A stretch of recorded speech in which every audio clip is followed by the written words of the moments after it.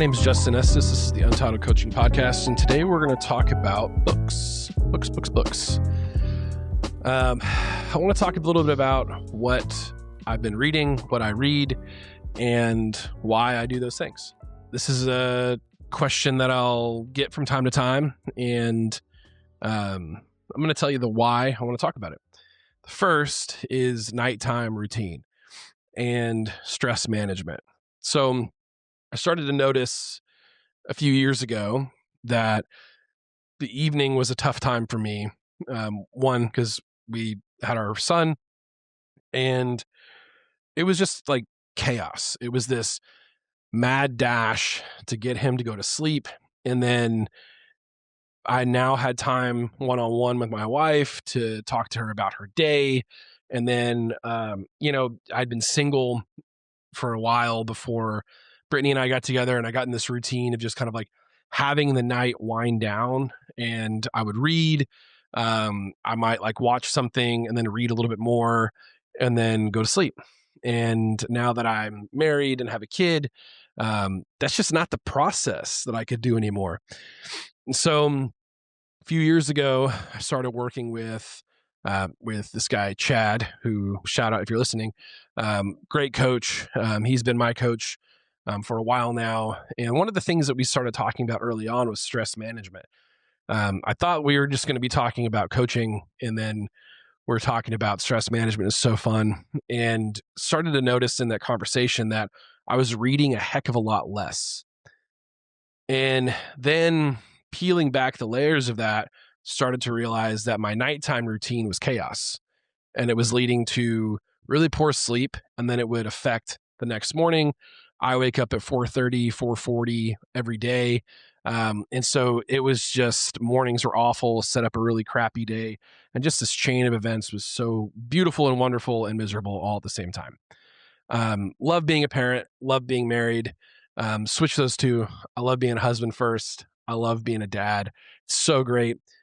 You also need to do things for you. And we preach this stuff to our clients all the time. I tell them you cannot pour from an empty cup. So we got into this, the difference between who you are and who you want to be is the person you want to be does the things that you want to do. And I wanted to be a reader. I wanted to get into reading. I have a stack of books. There's books there. There's books up here. There's books over there that I've read them. And I have a stack of books at home that I haven't read. And I'm just constantly buying books. I love buying books. I'm looking at another book right now that I just purchased. And I just wasn't making the time to do it. So I ended up picking 3 books that I really wanted to jump into, that would force me and be like so enticing that I would just have to do this thing and start reading again. And then I picked a time. To do it. And I just said, you know what, I'm going to go back to this nighttime routine of reading. So I'm going to read 30 minutes before I go to bed, but then I'm not going to get into that old loop of like watching something on YouTube or whatever and then reading again. I'm just going to 30 minutes of reading and then that. So I started with Mere Christianity. I am a believer. I think this is fantastic. C.S. Lewis is one of my favorite authors. If you just want something fun to read, Screw Tape Letters are really cool. But Narnia, can't go wrong. I've read Narnia a bunch of times growing up. As an adult, can't go wrong. But Mere Christianity has been on my list for a long time. And so I picked I'm going to read something for my heart, for my soul. I'm going to read something for my brain. And then I'm going to read something just like for funsies. And this was my heart, soul, I'm going to read this. So that made it important for me to have something that I could, if I had time in the morning, maybe start my day with, but we were going with this, I'm reading in the evening kind of situation. So whatever mood I was in, maybe if I had a really crappy day or if I was feeling really discouraged, this is what I picked up. The next one is, I got kind of a twofer, but Brandon Sanderson. Big fan of Brandon Sanderson. This is The Way of Kings. Shout out to one of my best friends, Brennan. When I got on this reading again journey, I started talking about it at the gym more. Just like when you sign up for a marathon or whatever, I would encourage you, talk about it, because people are going to ask you, they're going to be intentional, and that's going to help you stay accountable. So I started talking about it around my friends, and one of my best friends is a voracious reader, and he was like, "Oh my gosh, Sanderson, you got to pick him up. You would love it." So he gave me this, and then he also gave me the Lightbringer series, which super fun, really cool world building. Um, really recommend checking it out if you're a fan of, honestly, just kind of any fantasy stuff, but if you're a fan of Song of Ice and Fire, if you're a fan of The Fellowship or Narnia or anything like that, if you enjoy that type of stuff, those classics, the really big known things, Lightbringer is super cool. Really cool world building. It ended up being such a fun series to read that I spent the next 6 months going through all 5 books and really enjoying it. So Way of Kings is where we're at now. And that to me just becomes a really fun way to end the night. So I got in this phase of, if I was just feeling good, if I was in kind of a, man, I'm just like kind of grooving, and maybe I wanted to watch something to like end the night, or like, Stranger Things, or, I like that kind of stuff like Game of Thrones and all that. If I was like, I had an itch to kind of veg, then this is like the for funsies stuff. I would pick this up and just start digging into that, because I can get lost in these things and they're just so enjoyable. For my brain kind of situation is this Pomodoro technique illustrated. So the Pomodoro technique, it's a way to do more in less time. And so we're splitting up these workflows into little timed segments, and you're setting a timer and you're saying, I'm going to work on marketing for the next 20 minutes, and the timer goes off. You can set up different pomodoros, which is that time frame that something's going to take you more than that 20 minutes, and you can say, I'm going to do 3 pomodoros or whatever it may be, but it's focused time. And for somebody that's diagnosed ADHD like moi, this technique has been really cool, and it's been really fun to just dive into and learn more about. So it's the pragmatic bookshelf. We're looking at the Pomodoro technique explained. Pick it up. It's really easy. It breaks it down super well. And you're going to find some really useful ways to implement this. So shout out my buddy Nathan Holiday for introducing me to this. Really glad that I found it. This one's my last one that I'm going to talk about. Well, not my last one. But this one is one of the cooler business books I've ever picked up. And it became a for funsies and for my brain. But Be More Pirate. Be More Pirate is so legit.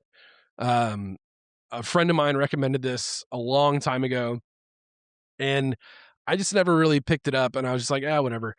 But you get to know the history of piracy, why piracy became cool, and how to apply those themes and those philosophies into your business, and how to be more pirate. It's so, the subtitle is, or how to take on the world and win. It's super cool, super fun to read, super fast to read. You're not going to want to put it down. It's like really, really, I can't recommend this enough. So you're gonna look at things differently in your business. You're gonna look at your branding and your marketing. You're gonna look at how you talk to your clients differently. You're gonna look at how you present yourself differently. But it's gonna allow you to do things. I say this is gonna allow you, but this is gonna give you a perspective that you're gonna feel more empowered to do things the way that you really want to do them, and do it the right way. Last book, the Bible, the Bible. I'm not in it as often as I'd like to. I'd like to be in it every single day.